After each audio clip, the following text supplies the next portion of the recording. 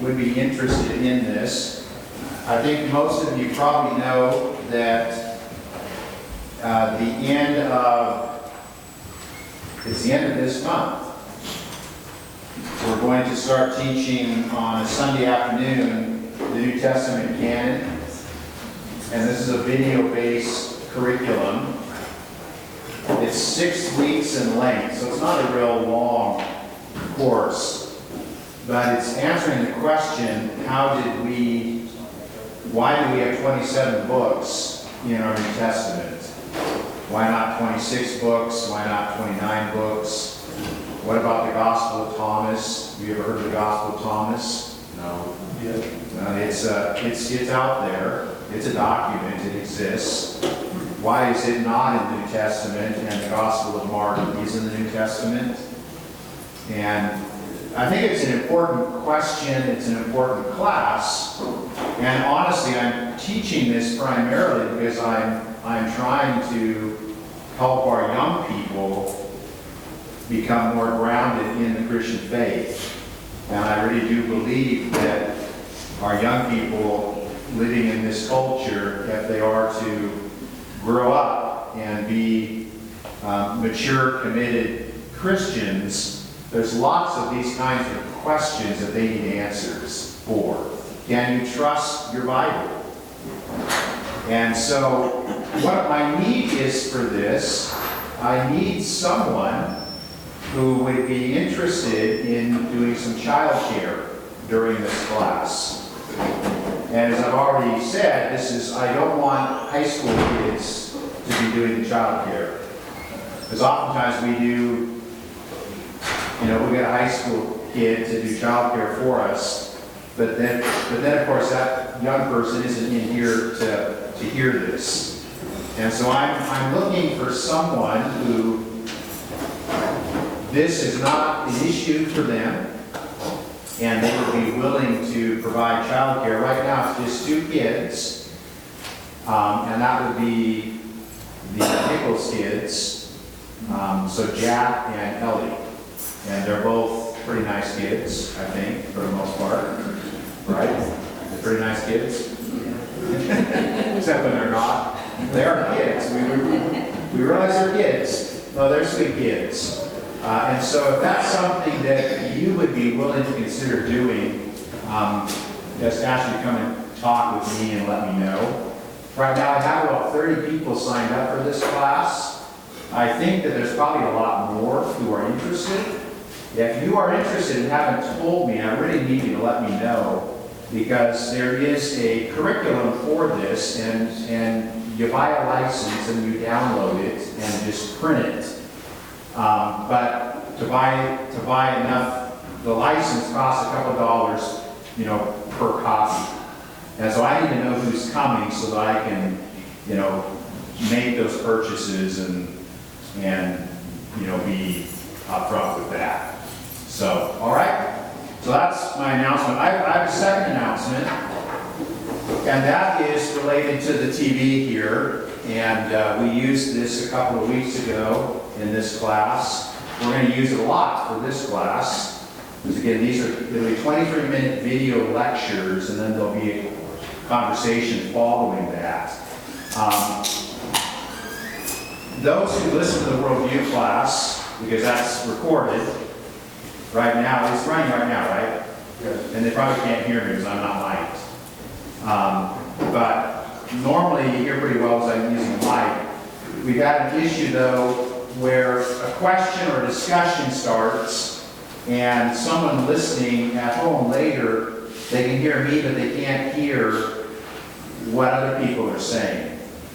And so we want to add a sound system for this room, and that would involve a mic that we could go out, and if you're asking a question or speaking in, you could actually use that mic.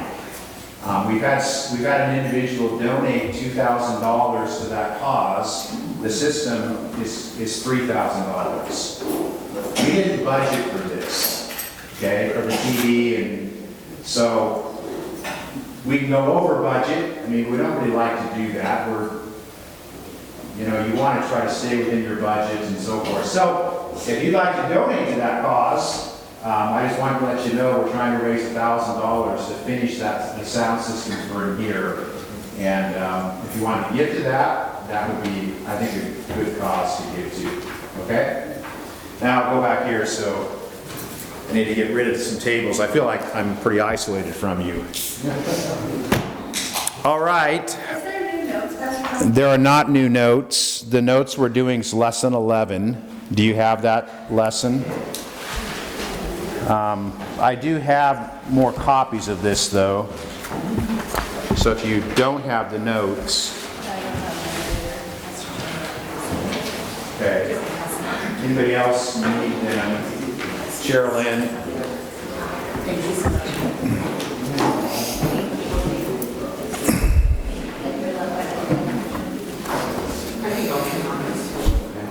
Oh, there's quite a few.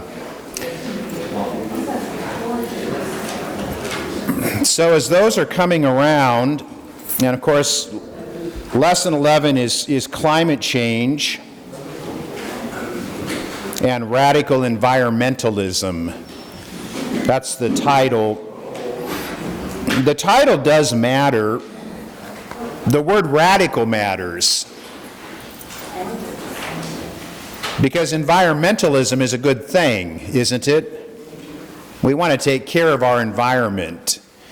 And so I'm pushing back on the idea of radical environmentalism.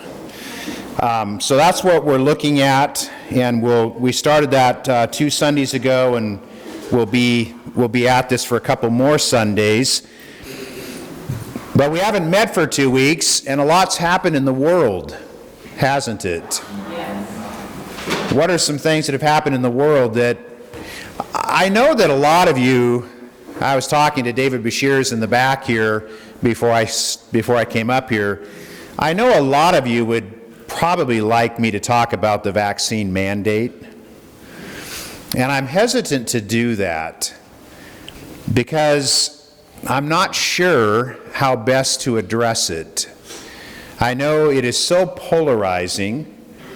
I will tell you this, I'm pro-vaccination, but I am really opposed to people being forced to be vaccinated. And that is the position that I hold, and it does seem to me that when you force people the way it's being forced, it does seem a little bit totalitarian to me. You know, where you've got the executive branch of our government, which is so massive. And of course, that's under the president. And so you have, but within that executive branch, you have all of these unelected bureaucrats, and they are given this mandate and authority to enforce this mandate upon the American people. And it does strike me as wrong. It strikes me as undemocratic, and it strikes me as an overreach. And so I don't know that I want to say anything more about it today. I think this could easily sort of dissolve or devolve into all kinds of comments that I don't know how helpful it would be. But that's kind of where I'm at with this. What I do want to talk about for a time this morning is before we get to our lesson, and this is going to be the way this class works pretty much, I think, from now on. I mean, we've got a topic we're dealing with, but I'm also going to respond to what's in the news, at least part of what's in the news. And so we'll start, if there's something significant, I'm not going to just stay on the topic and just pass over that significant issue. And the most significant thing, I think, in the last couple of weeks can possibly, the whole the whole Afghanistan withdrawal, that's a huge issue as well. But I want to talk a little bit about the Texas law. And I assume that most of you are familiar with what I'm talking about, this heartbeat law that was allowed to go into effect in Texas. The Supreme Court didn't really make a decision. They simply let the law go into effect. It was a 5-4 decision, if you want to use, it's a very narrow decision, that's what I'm trying to say. They have not made a ruling on the constitutionality of Roe v. Wade or anything like that, and I think ultimately that's what needs to happen. In this instance, they simply allowed this law to go into effect. You might have heard that the law is unusual in terms of the enforcement, and I don't understand all the details of why that makes a difference here, but apparently it does. So that law went into effect. If you don't know what I'm talking about, it's a heartbeat law that would effectively end abortion in the state of Texas after 6 weeks. And so it would, from what I've read, cut down the number of abortions by about 85% in the state of Texas. It would put Planned Parenthood and other organizations in financial jeopardy, which I have nothing to say about that other than yay. And the Department of Justice under, his name has just left me, Merrick Garland. Who said that? Yes, the Department of Justice has now sued the state of Texas. Now, Merrick Garland is an interesting name because if you go back to 2016, when Trump was running against Hillary Clinton and Antonin Scalia died. And if you remember, there was the desire to replace that seat, and the Senate was under the control of Republicans, and they said, we will not consider a candidate to the Supreme Court until after the election. Well, President Obama nominated Merrick Garland to take that seat, so it would have been replacing a conservative justice with a liberal justice. And McConnell from Kentucky, who was the Senate Majority Leader, and I just a couple of days ago heard somebody, maybe someone in this room, I don't remember, really say something pretty nasty about Senator McConnell. And whatever you think of him, on that occasion, he did show a lot of conviction, it seemed to me, to say we will not allow this to go forward because we won't give a seat to a liberal justice. There was hardball politics, no doubt about it. But Trump won that election, and Garland didn't get on the Supreme Court. But if you want to know what Garland's positions are on abortion, well, you don't need to wonder about that any longer, because he's now in the Biden administration, very high level, the Attorney General of the United States, and he's leading the suit against the state of Texas. And so what I want to do today is share just from a transcript from September 7th from the briefing. And I've got to be very selective because this could go on for a very long time. But what interests me is what Al Mohler did on that day to just look at a timeline of Joe Biden on the issue of abortion. And of course, since Joe Biden was in the Senate for so many, many decades, there's a whole lot that can be said here. And what you discover is that Joe Biden has done a complete reversal of what he once said he believed. And so let me just read some of this to you. Going all the way back to 1972, Joe Biden identified himself as a devout Roman Catholic, which of course he still does. He ran for the United States Senate from Delaware. He was elected, and he indicated during the campaign that he holds what was basically an anti-abortion or pro-life position. So in 1972, Joe Biden was pro-life. Now, what happened right after 1972? The Roe v. Wade decision in 1973. That was a 7-2 Supreme Court decision that legalized abortion in the United States. So it overturned all state laws against it.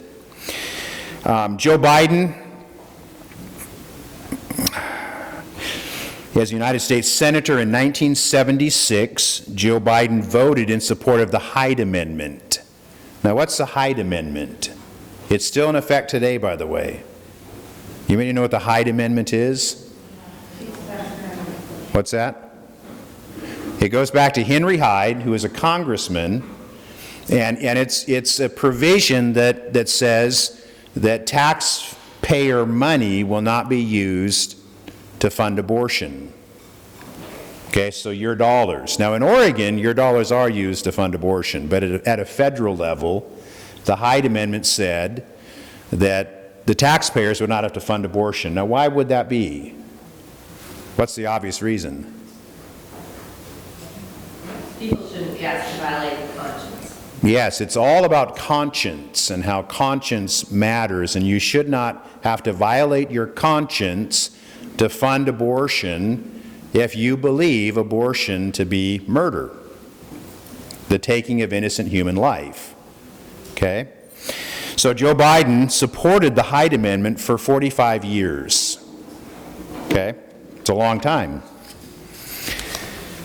In 1981, Joe Biden went so far as to vote for a constitutional amendment process that would have allowed the states to overturn Roe v. Wade.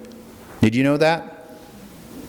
In 1981, Joe Biden supported a constitutional process that would have allowed for the overturn of Roe v. Wade. That was 1981. He would describe that vote as, quote, the single most difficult vote I've cast as a United States Senator. In that same year, 1981, he reaffirmed opposition to federal funding in the case even of rape or incest.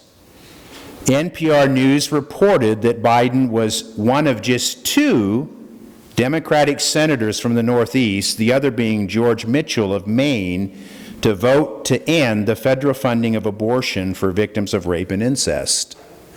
So in other words, you could make an argument that in 1981, Joe Biden was just about the most pro-life Democrat in the United States Senate.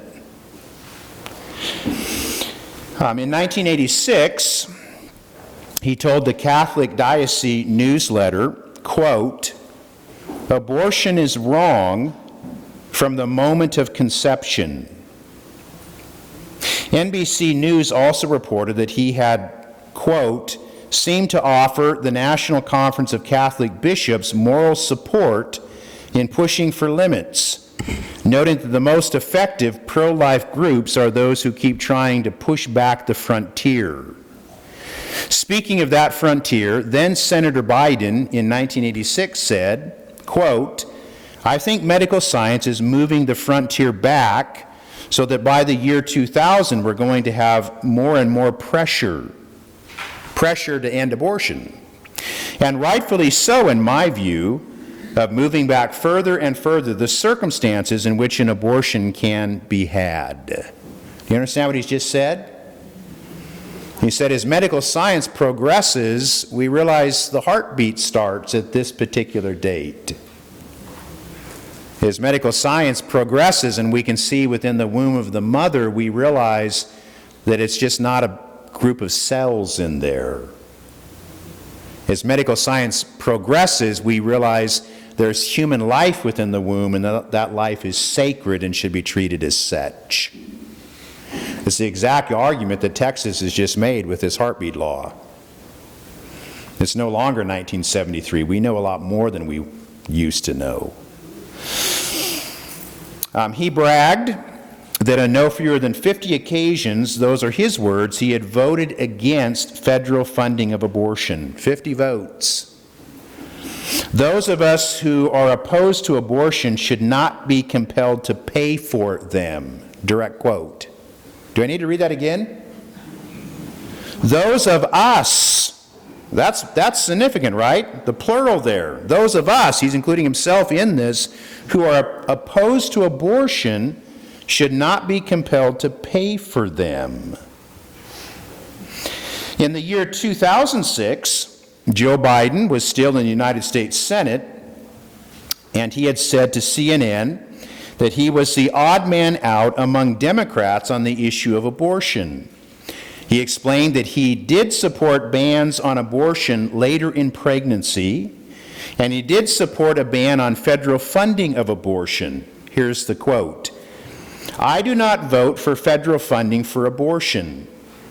He went on to describe his predicament. "I voted against partial birth abortion to limit it, and I vote for no restrictions on a woman's right to be able to have an abortion under Roe v. Wade." So he's equivocating here. He's saying, I'm against late-term abortion, but I support Roe v. Wade. Then he says, great, and so I am. I make everybody angry. I made the right to make people angry. Now, this is Joe Biden speaking. When you read this, it's very awkward. Do you get what I'm saying? I mean, the awkwardness didn't start. It's gotten worse. It didn't start just yesterday. So I'm having a hard time reading this. I voted against partial birth abortion to limit it, and I vote for no restrictions on a woman's right to be able to have an abortion under Roe v. Wade. Great. And so I am. I made everybody angry. I made the right to make people angry because I won't support a constitutional amendment or limitations on a woman's right to exercise her constitutional right as defined by Roe v. Wade. And I've made the women's groups and others very angry because I won't support public funding and I won't support partial birth. Mueller states, again, a rather significant, rather long, if rather confused statement, but that was 2006. Moving forward, now 2007, Biden wrote a book entitled Promises to Keep. Why did he write a book? What happened in 2008? Barack Obama became president, and Biden wanted to be president. What do you do when you're running for office? You write a book. So he wrote a book, Promises to Keep. And he said in that book on the question of abortion, quote, "Well, my position is that I personally am opposed to abortion, but I don't think I have the right to impose my view on something I accept as a matter of faith on the rest of society. I've thought a lot about it," said Biden, "and my position probably doesn't please anyone. I think the government should stay out completely." Okay? So he says he shouldn't oppose his views on other people because it's a matter of faith. How do you respond to that? Is it just a matter of faith? What also is it? Isn't it also an issue of science? Isn't it an issue of life? I mean, when you look at the unborn child in the womb and you see it's a human being, I mean, there's more here. This is what the evolutionists will do because they don't want to deal with creationism. They'll just say it's a matter of faith. Even though when you look at your DNA, if you go into my library and you see all the books in there, and you open those books up and you see all the words, what does that tell you? Someone wrote those words, right? There's an author.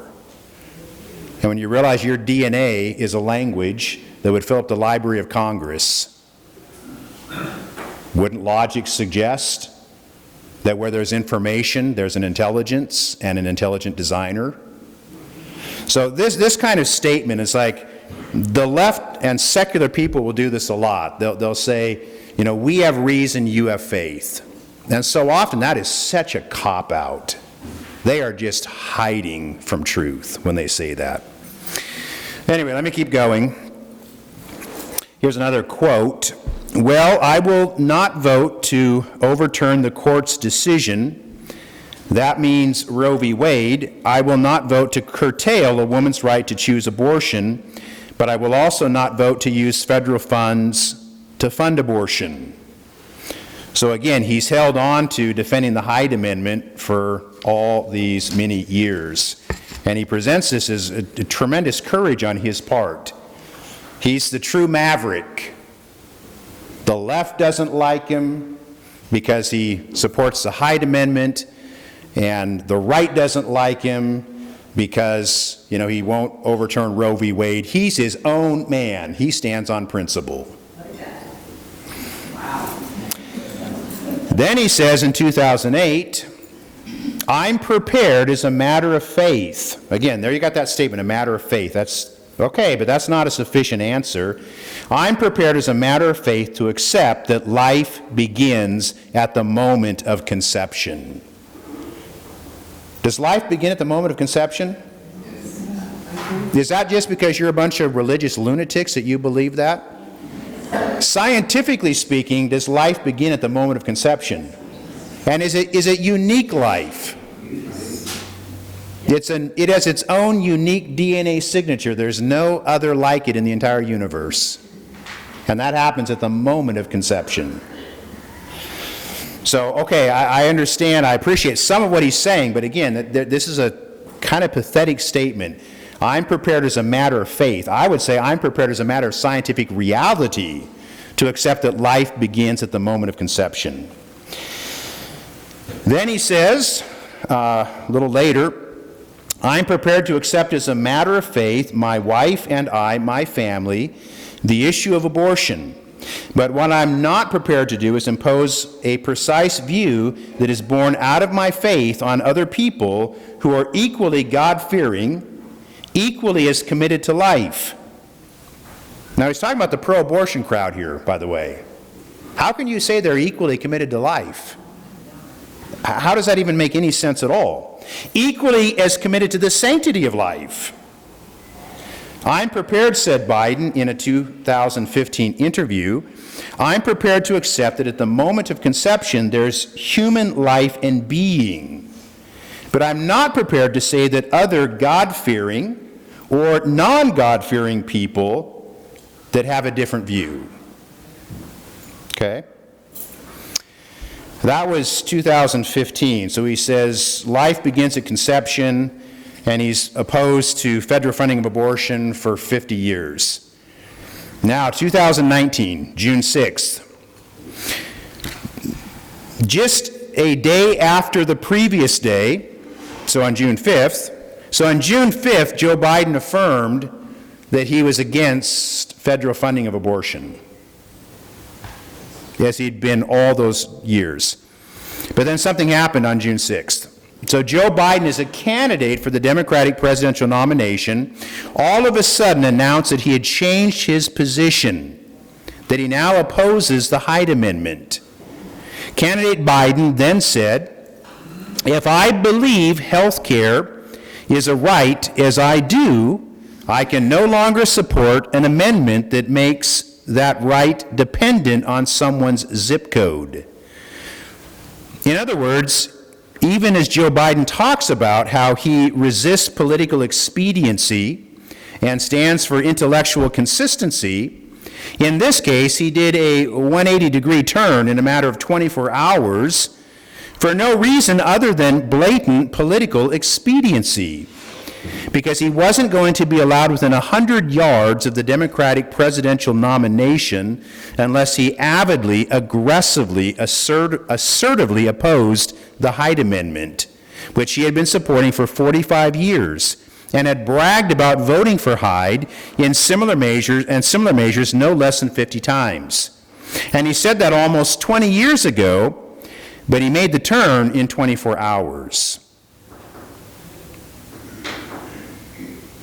On June 5th, 2019, he was proudly for the Hyde Amendment. On June 6, 2019, he acted as if it had never happened. But he also said he wasn't going to apologize for his former position. Just move on. And the way political expedience works, his party was ready to just move on. For the sake of politics, his party understood it needed to move on. And it moved on in 2020 to Joe Biden being elected president of the United States on an aggressively pro-abortion platform. And then in 2021, upon taking office, he has issued a series of executive orders and a pro-abortion position striking down the so-called Mexico City policy that limited American funds to be used for abortion or abortion advocacy overseas, reinstating Title X funds to Planned Parenthood, and seeking to repeal the Hyde Amendment, announcing support for federal legislation to replace Roe, and siding with those who affirm abortion at taxpayer expense all the way from conception to birth. That's not the way he put it, but in functional terms, that's where he stands. His presidential appointments at the cabinet, to the judiciary, and throughout have been avidly pro-abortion. Here's a final quote. I respect those who believe life begins at the moment of conception. I respect that. Don't agree, but I respect that. Now, I've just read you a series of quotes where Joe Biden said, I believe life begins at conception. But now for political expediency, because he could not have been elected president in the Democratic, he could not have got the Democratic nomination without rejecting the Hyde Amendment, and so that's what he did. So that's a rather long statement. The situation in Texas is going to be very interesting to watch. I will not even make a prediction of what will happen there, but for me, as a pro-life person, I'm heartened by what's happened in Texas. And I also realize that what happened in Texas, if this begins to spread to other states, you know, you talk about an issue that has the power to divide Americans into warring camps. This is that issue. So, any comments on any of that? For Joe Biden to say, I respect those who have the opposite view, but all his actions don't respect that view at all. His actions are saying, if you hold the view of life being conception, you're an idiot, and you should just be quiet. So there's no respect given, even though respect said. Yes, and you have to point out that Joe Biden came into office claiming to be the great unifier. Yes. And decision after decision, I mean, if you listen to the speech he gave the other day announcing this vaccine mandate, where he said, quote, this is basically a quote, you know, my patience is running thin with the 80 million people who've not yet received the vaccination. That sounds more like a dictator than it does a president. It's not about liberty, it's about safety. And so it's unity if you're willing to just jettison your conscience and your convictions. Then we'll be unified. That's not unity that Christian people can support. I mean, not conservative, Bible-based, convictional Christians. Okay? That's unity we just can't go there. All right, well, let's go to climate change. So, switching gears here. Last time we got through just the first little section there, climate change fears, and we read statement after statement after statement of people who make all kinds of predictions of the end of the world and how those predictions have been proven to be untrue. But I think it's important to point all that out because there are a lot of young people in our culture who really, they are deeply afraid that the world's going to just sort of burn up. And to realize that those fears, there is something called climate change, but it's not going to end the world. And I think young people need to be told that. So I want to talk a little bit about weather variations and recent history. Again, I am not a scientist. I'm not a climate scientist. I'm just giving you information, but it's information that's accurate, and we can assess it as we will. Now, the reality is that over the last millennium, weather has fluctuated. Okay? And obviously, not just over the last millennium, right? Weather has always fluctuated. But we do have, and this is interesting to me, during what's called the medieval warm period. Now, I think that's a fill-in. During the medieval warm period, which was the years AD 900 to 1300 roughly, global temperatures increased. Now, they increased significantly. I mean, some people say several degrees of increase. All right? And then, after that period of time, there was something called the Little Ice Age. And this is known from history. Roughly the years 1300 to around 1850, where global temperatures plummeted. Now, why is that significant to this discussion, that we've had something called the medieval warm period, and we've had something called the Little Ice Age, and the year 1850? When you think through that, why is that important to this discussion? It's a cycle, okay? What's that? It's a much lower population. Industrial age? Yes, that's really what I'm getting at. This is pre-industrial age. You know, that starts around, 1850s. That's really starting to get going. And so we're talking about significant fluctuation within temperatures, either warmer or cooler, before the Industrial Revolution. Do you see the significance of that? If you are of the persuasion that most climate change is human-induced, and it's from burning fossil fuels. Well, how many fossil fuels were being burnt during the medieval warm period? What do you think was the major source of fuel during that time frame? Wood. Ooh. Okay? So there weren't power plants, none of that existed. And so that has always been really important and significant to me as I've thought through these issues. And I don't think there's anybody who argues this fact, that there was something called the medieval warm period, there was something called the Little Ice Age, and it wasn't caused by the burning of fossil fuels.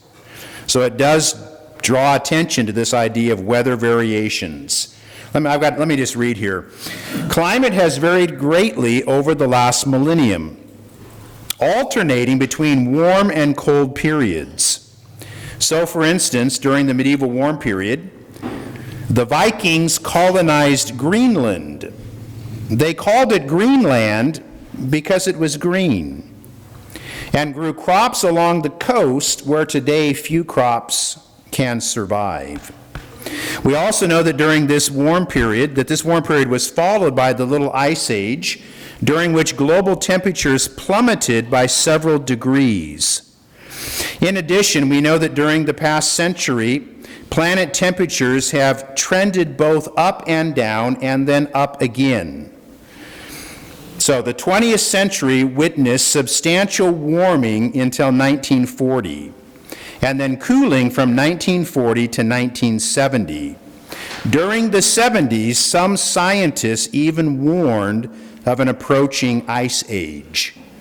Now, I remember that. I was in grade school.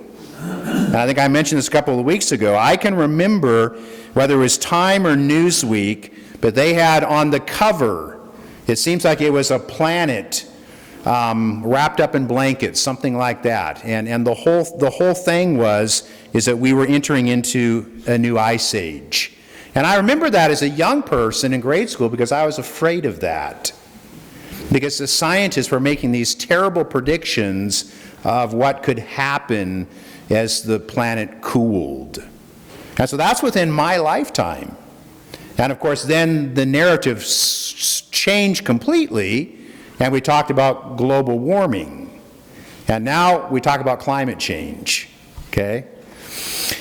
Instead, from 1979 to the present, the trend has been in the direction of rising global temperatures. Given the current state of understanding, what drives climate change remains largely unknown. It is impossible to pontificate on the meaning of global temperature fluctuations. What the medieval warm period and the Little Ice Age do clearly demonstrate is that, number one, temperature change is the norm on this planet. Number two, significant non-human induced climate change fluctuations, both global warming and global cooling, have taken place and presumably continue to take place today. So,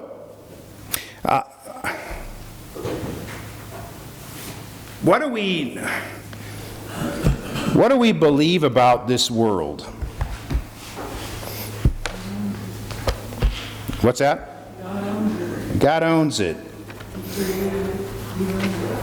One of the texts we're going to look at today in the sermon is Colossians chapter 1, verses 15 to 17.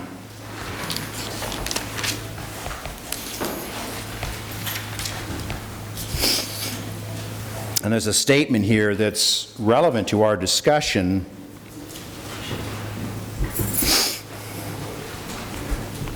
He is the image of the invisible God, the firstborn of all creation. For by him all things were created in heaven and on earth, visible and invisible, whether thrones or dominions or rulers or authorities, all things were created through him and for him. And he is before all things, and in him all things hold together. So what is that affirming?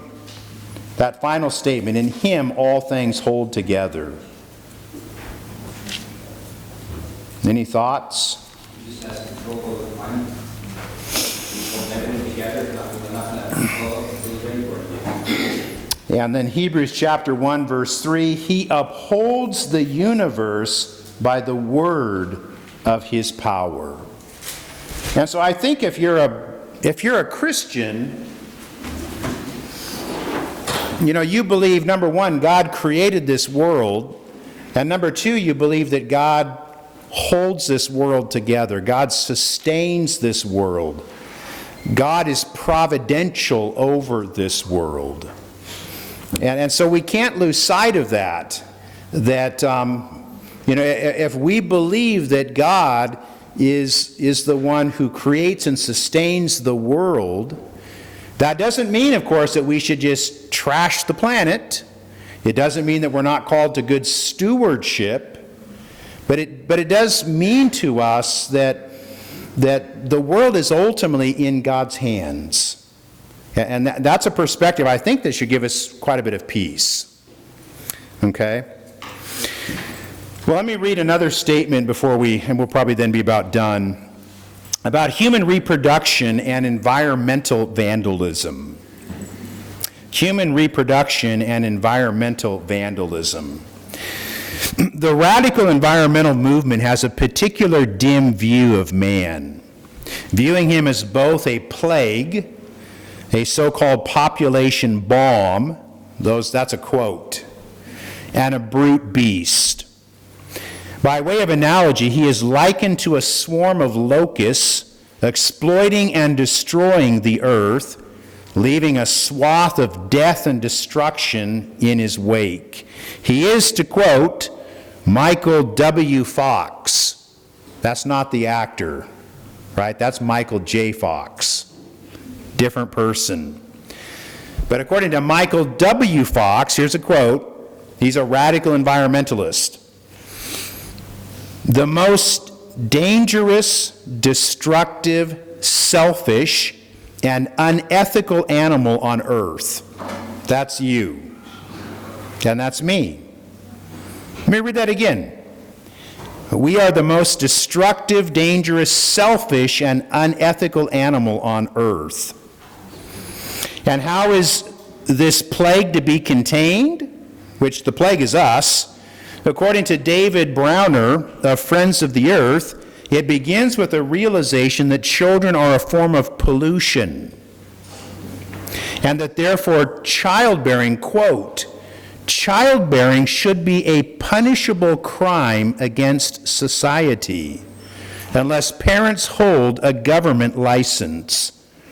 All potential parents should be required to use contraceptive chemicals, the government issuing antidotes to citizens chosen for childbearing. Now, I know what the response to some of this is. Among some folks, it's like, this is nuts. This is so overreactionary. This could never happen here. Has it happened in China? And what's been the result of that? They tampered with their population and they said the one-child policy. Have they held to that? No, I read the other day they're up to, you can have 3 children now. Why'd they change that? Because there's no wives. Because in that society, women, if you force abortion on a society, it's usually girls who will be aborted. As horrifically wicked as that is. But in so many societies, they view, if we only have one child, we want a boy because he's Social Security for us. And so now in China, you have a whole generation of young men who have no hope of ever marrying. But then you also have this realization that they have an aging population, and at some point, without young people, their whole society could collapse. And so they tried to engineer all of this through a totalitarian system, and now they've created a situation that could be a cataclysm for them going forward. Strangely enough, those folks who've been set their life around for one child aren't racing to have more kids. It's almost like the society has made itself into a one-child only policy.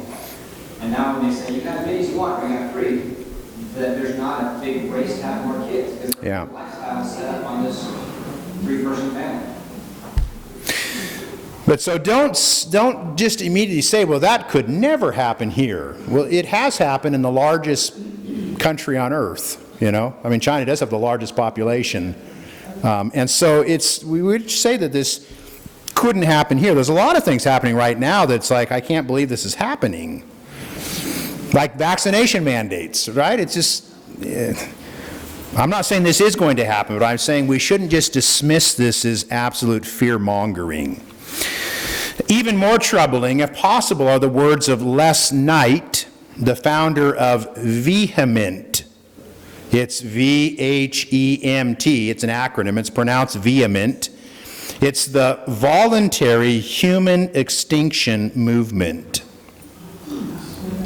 According to Knight, the hopeful alternative to the extinction of millions of species of plants and animals is the voluntary extinction of one species, Homo sapiens us. What's that? You let him go first? Yeah, we should hand him, the cyanide, and he could set an example for us. No, the elites will never think this right for themselves, right? It's good for the rest of us. When every human being makes the moral choice to live long and die out, Earth will be allowed to return to its former glory. Now, by the way, we'll come back to this. What do you make of that statement, though?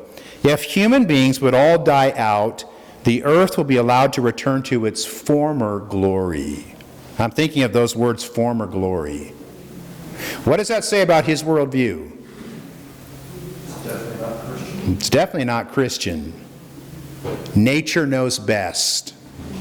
Nature's pristine. We're the problem.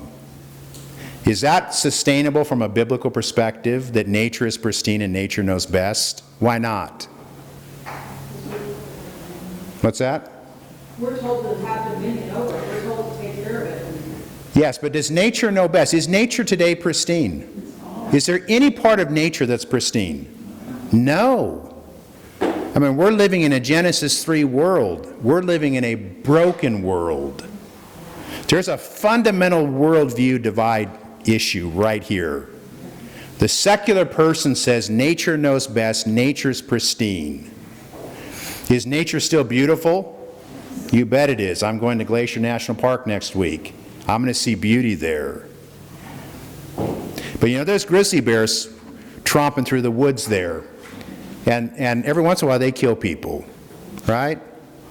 And there's pestilence, and there's plague, and there's disease, and there's something called COVID-19. And as I've said lots of times, strip a man down to his underwear and throw him out in the Mount Hood National Forest, he won't live long. Nature's broken. This is very important to understand, that we don't accept the idea that nature knows best. Okay, let me keep reading though. Each time one of us decides not to add another of us to the burgeoning billions already squatting on this ravaged planet, another ray of hope shines through the gloom. A baby condor might not be as cute as a baby human, but we must choose to forgo one if the others are to survive. The radical environmental movement's conviction that man is just another brute beast, no more important than any other species, helps explain the disturbingly myopic moral vision so common in the movement as a whole, and exemplified in the words of Karl Amery of the German Green Party, quote, "We in the Green Movement aspire to a cultural model in which the killing of a forest will be considered more contemptible and more criminal than the sale of a 6-year-old children in Asian brothels." Can you believe that?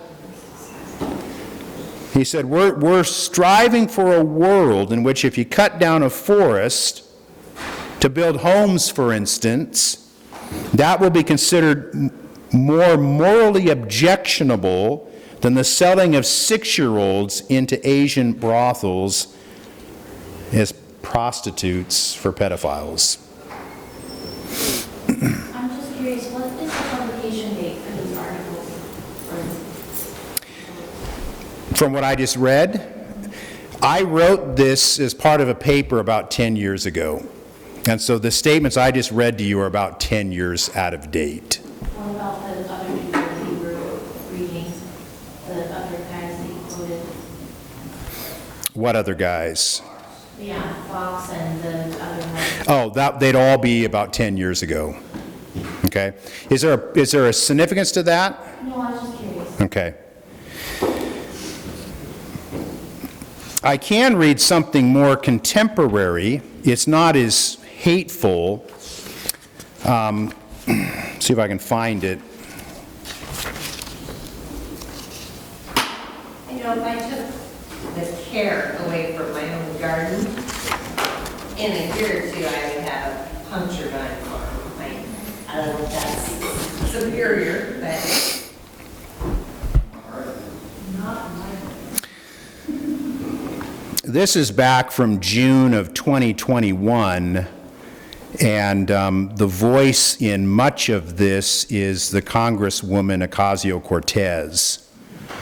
And she is arguing in this article, she's actually raising the issue of whether it is morally permissible to have children in 21st century America because of our, quote, overstretched planet. And I don't know that I see anything in here specifically to read to you by way of quoting it, but her position seems to be that it's morally very suspect if women today choose to have children. Where do these people pull their definition of moral?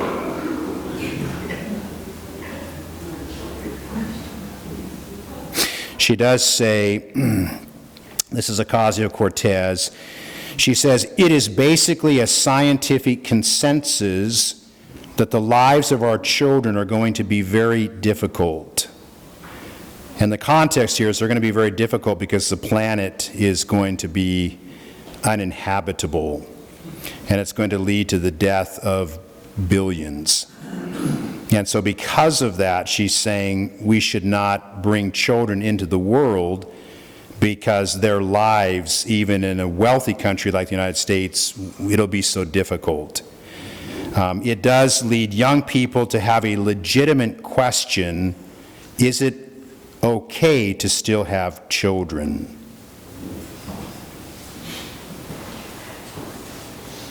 Bill Nye, the science guy, is quoted in this article, and he wants to tell us that what the appropriate number of children might be, and he says, let's see, Bill Nye, the science guy, wants to tell you that the appropriate number of children might be, who's having too many children, and how government should step in order to stop this in its tracks.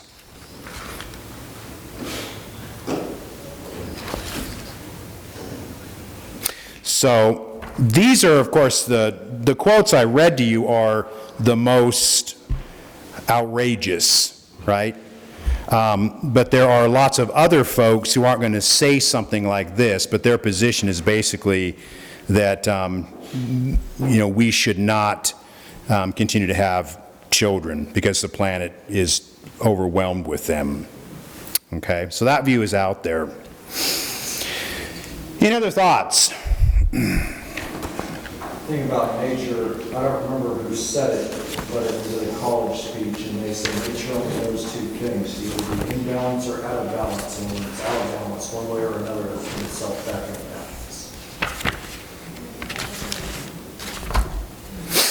balance. That actually sounds so like what a radical environmentalist would say. The problem with that is we're going to see next week, and we're really out of time. Come back next week. Should we view human beings as pollution, or should we view human beings as the solution? That's where we want to go next week. Are human beings pollution or the solution? And I think what you'll discover is that human beings are the solution. That all the predictions of mass extinction have not happened for the basic reason that we are able to produce so much more food than we could 100 years ago. And human ingenuity is such that the world in so many of these categories is becoming cleaner rather than dirtier. So you go back a couple hundred years ago in a city like New York, it would have been almost unbearable to walk the streets. Why? Manure and urine. Because everything was done by horse. And the lack of sanitation, the lack of gutters. And you go to New York today, and you might have to worry about other things, but you don't have to worry about that. And so human beings are not the problem, they really are the solution. I'm going to try to really make that argument next week and then going forward. But I did see your hand, Veronica. Going back to what you said about what the Lion Science guy said, that who decides how many children that we should have, I'm going to say God decides. Because the only person I'm going to trust saying if I should have one child or 7 children is going to be God. God's going to decide that. Not me, not my husband, not my cousin, God. Not some man, God's going to decide that. That's what I'm going to trust.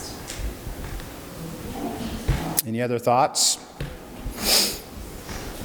Why are most all of these people would probably call themselves an evolutionist, right? They're all secularists. But they would say that their daddy was a monkey and their granddaddy was probably, I mean, Yeah. they're evolutionists. So why do they care so much about how things evolve? Yeah, do you understand what Lloyd is getting at? If you really remove God from your world, then for starters, there's no right, there's no wrong. So why is it wrong to pollute the planet and enjoy it while you can And who cares about future generations? Why is that wrong?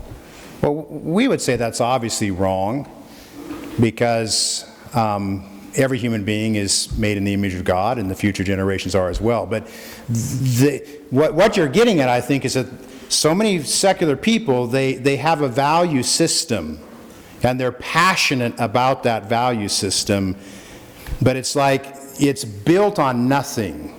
And so they're like 20 feet in the air, and the whole foundation upon which they're standing, there's nothing there to hold them up. And they're really standing on the remnants of a Christian worldview that they have rejected.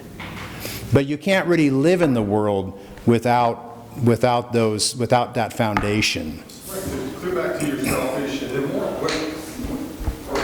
Where do they get the right to use those words? Their basis. Yeah, and it goes back to September 11th, which we just are all remembering that. And I remember one of the big debates back then was the word evil. And elites in our culture were very opposed to the word evil because that's a theology word. That word has worldview attached to it. For there to be something truly evil, there has to be a lawgiver that's outside of us that defines what is evil. And they were so opposed to using that word. Then 9/11 happened, and no one could deny that this was an incredible evil. But so you have all kinds of these interesting things where people are living with a set of convictions, but they've denied the foundation upon which those convictions would be based. Someone want to close in prayer?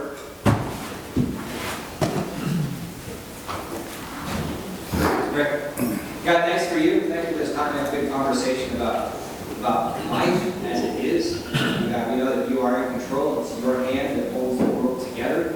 Your hand that has created and continues to sustain it. So God, thank you for your mercy and grace in that.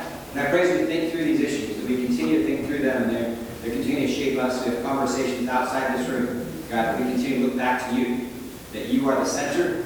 You are the ones, again, who holds us together, holds the whole world together. Without your hand, we wouldn't be here, we wouldn't be complete. So help us remember that as we move on. God, I pray as we move on to worship service together this morning, help us to really seriously focus on you, that the auditorium becomes a sanctuary, that you will be there, you will be among us, you'll be working in us, that we will see you well today through song, through prayer, through reading your word, through preaching of your word. God, that all these pieces together will work to show us who you are in a great and glorious way. In Jesus' name, amen. By the way, next week,